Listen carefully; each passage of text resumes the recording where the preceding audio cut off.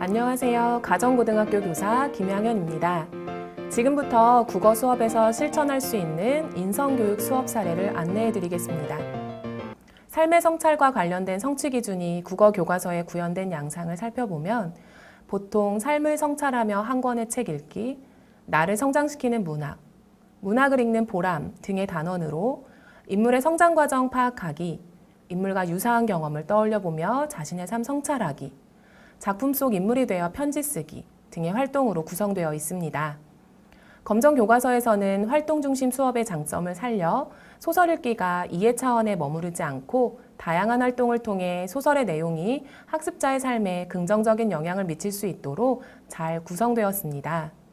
이처럼 전략을 중심으로 구성된 기존의 국어 교과서를 인성교육적 가치를 반영하도록 변형하기 위해서는 작품을 만나기 전과 후에 자신을 성찰하고 작품을 깊이 있게 감상하면서 문화를 향유하는 역량을 키우며 등장인물의 어려움과 고민에 공감해 봄으로써 자신의 성장 과정에서 겪는 다양한 고민들을 건강하게 극복해 나갈 수 있는 태도에 대해 배울 수 있음을 강조할 필요가 있습니다.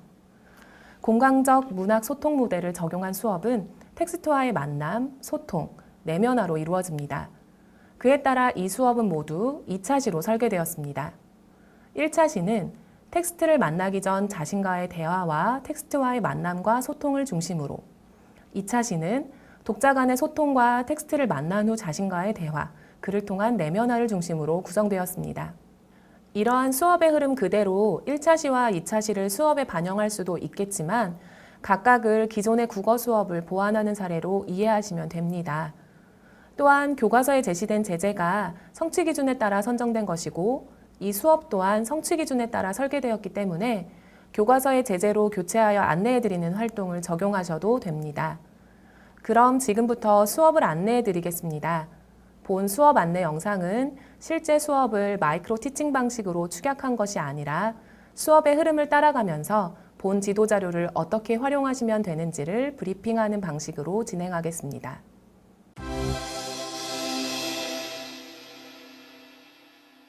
이 차 시 수업의 학습 목표는 자신의 고민을 성찰하고 자신의 삶을 인간의 보편적인 삶과 관련시킬 수 있다입니다. 학습 목표와 본시 학습 내용을 안내한 후에는 첫 번째 활동으로 현덕의 하늘은 말 것만과 김여령의 완득이를 엮어보며 등장인물에게 의미 있는 사건을 정해보고 등장인물을 통해 고민과 어려움을 대하는 자세를 배워보도록 합니다. 현덕의 하늘은 말 것만은 선생님께서 지도하시는 교과서에서 성취 기준, 인간의 성장을 다룬 작품을 읽으며 삶을 성찰하는 태도를 지닌다와 관련된 단원의 제재로 바꿔서 활용하실 수 있습니다.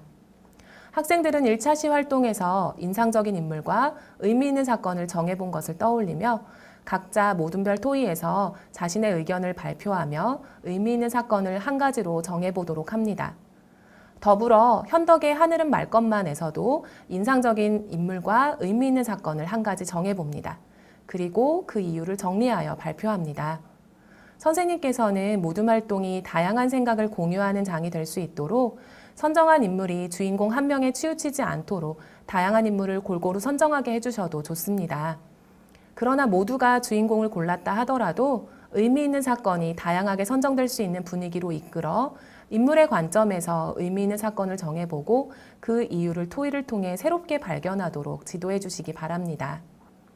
의미 있는 사건을 각각 정해본 후에는 완득이 하늘은 말 것만에서 인상적인 인물이 자신의 고민을 대하는 태도가 어떻게 변화했는지, 고민을 극복한 후 인물에게 어떤 결과가 있었는지 정리해 보도록 합니다.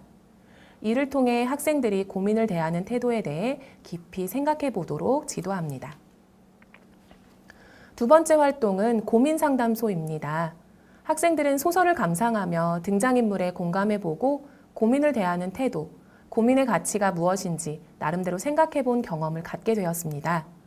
이제 자신의 경험을 살려 청소년들이 활동하는 인터넷 게시판에 올라와 있는 다양한 고민들 중 하나를 선택하여 댓글을 달아주는 활동을 해보도록 합니다. 이 활동을 통해 학생들은 성장하는 과정 중에 겪는 어려운 점들이 누구에게나 있다는 것을 인식하고 자신의 고민과 어려움을 보다 유연한 태도로 대하게 될 것입니다. 이는 타인에게서 자신과 비슷한 점을 발견함으로써 인간의 보편성을 느끼며 스스로를 성찰해보는 기회가 될 수 있습니다. 마지막으로 텍스트와 만남 이후의 나를 성찰해보도록 지도합니다. 수업 일기를 활용하여 삶의 성찰과 인성교육 활동이 나에게 어떤 새로운 생각을 갖게 하였는지, 이 생각이 앞으로 나의 생활 태도에 어떤 영향을 끼칠 것이라 생각하는지 등의 질문에 자유롭게 답할 수 있도록 합니다. 선생님께서는 이외에도 수업과 관련한 다양한 질문을 제시하여 학생들이 스스로를 성찰하도록 이끌어 주실 수 있습니다. 이 활동을 통해 학생들은 고민과 어려움을 전보다 긍정적으로 인식하게 될 것입니다. 또한 학생들이 한 편의 소설을 통해 자신을 변화시키고 성장시킬 수 있음을 경험함으로써 문학의 가치를 스스로 느낄 수 있습니다. 이상으로 2차시 수업 안내를 마치겠습니다. 감사합니다. 삶의 성찰은 살아가면서 경험하는 고민과 어려움을 극복해 나가는 데 필수적인 과정입니다. 소설을 통해 삶을 성찰해보고 인물에 공감하며 등장인물들을 통해 고민과 어려움을 건강하게 극복해 나가는 것을 간접적으로 이렇게 경험해 본 것은 우리에게 주어진 삶을 건강하게 살아가기 위해 필요한 힘이 될 수 있습니다. 소설을 통한 경험이 내면화될 수 있기 때문입니다. 삶의 성찰과 인성교육을 지도하실 때에는 소설의 내용을 이해하는 것에 머무르지 않고 인물에 깊이 공감하며 자신의 경험을 인물에 투영해보고 지금 경험하는 고민과 어려움에 대해 유연한 자세를 갖도록 이끌어주시는 것이 중요합니다. 새로운 각도에서 인물을 바라보고 또 다소 엉뚱하게 이해하더라도 그 이해가 구체적인 근거에 기반하고 있고 학생의 생각을 타당하게 담고 있다면 의미 있는 것으로 볼 수 있습니다. 혹 부정적인 안목에서 등장인물에 대해 냉소적으로만 평가하는 학생들이 있다면 작품을 읽은 경험이 학생들의 삶을 성찰하는 건강한 태도로 이어질 수 있도록 교육적 관점에서 조금 다듬어 주시면 좋겠습니다. 문학 감상을 통해 삶을 성찰해보고 인물에 공감해보는 것은 타인을 이해하고 자기를 이해하는 의미 있는 경험입니다. 문학의 의미는 좀 더 나은 삶의 지향 속에서 형상화되어 있습니다. 그러하기에 인물에 공감하며 문학을 깊이 감상하는 것은 지금보다 좀 더 나은 삶을 꿈꾸는 학생들의 여정 속에서 의미 있는 경험으로 작용할 것입니다.